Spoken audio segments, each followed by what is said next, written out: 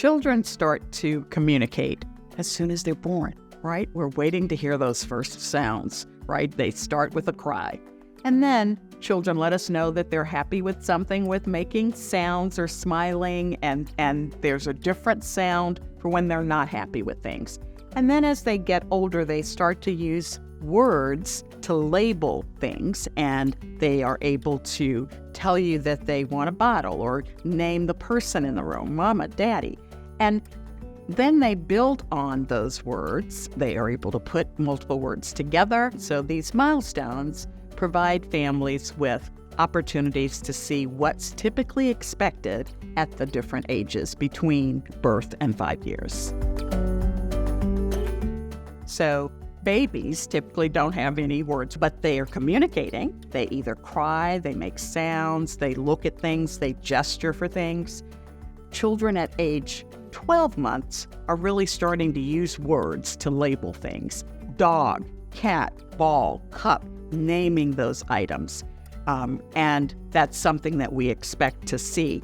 Children having a significant vocabulary that they keep building on based on their experiences. That's why talking with children about what's in their environment, giving them the labels, giving them opportunities to name things, is one way that they can really become comfortable and confident with the vocabulary that they're producing.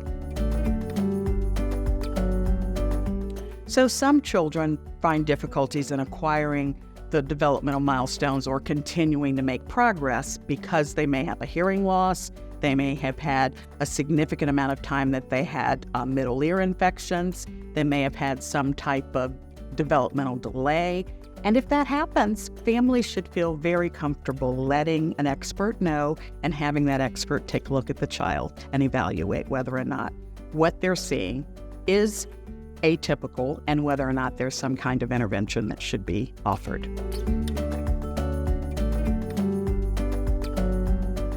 ASHA's milestone checklists are information around what behaviors are expected from birth through age 5.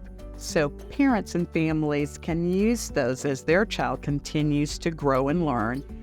And what are the expectations? What are typical behaviors that children at 24 months, at 3 years, at 4 years have, and feel as if they are either comfortable with the progression that their child is making, and if they have concerns, they have examples of specific communication behaviors that they are not seeing their child develop, and they can take that list with them to a pediatrician to indicate that I think my child should be seen by either an audiologist or a speech-language pathologist because there's several behaviors that typically developing children have at this age that I'm not seeing in my child.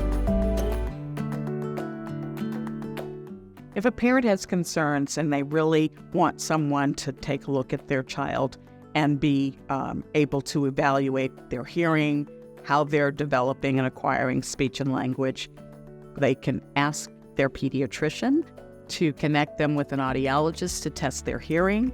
They can ask the pediatrician to connect them with a speech-language pathologist to evaluate their speech and language skills. So it doesn't always mean that a child is going to have a diagnosis and need intensive treatment.